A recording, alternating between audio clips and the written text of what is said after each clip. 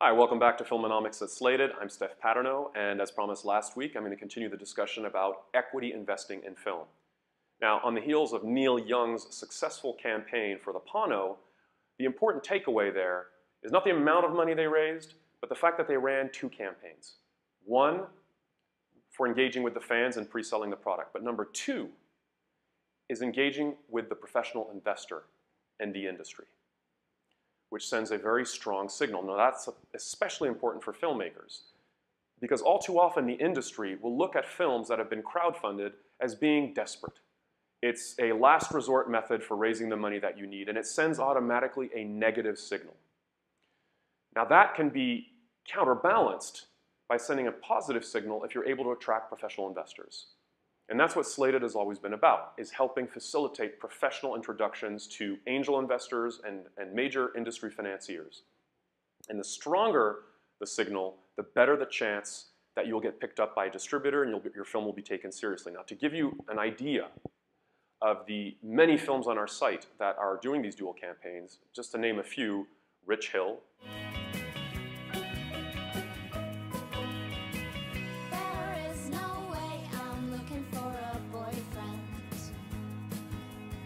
Live Nude Girls,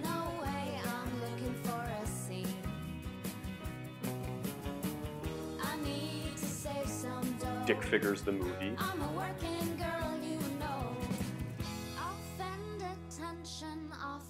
God Help the Girl,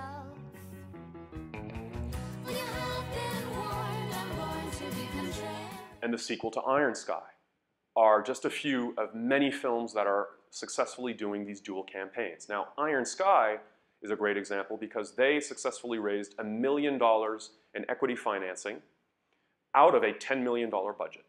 Then they successfully generated $8 million in box office worldwide and have yet to go monetize and make money from DVD and VOD and television. Where are we from? The dark side of the moon! And we come in peace! Who are these guys anyway?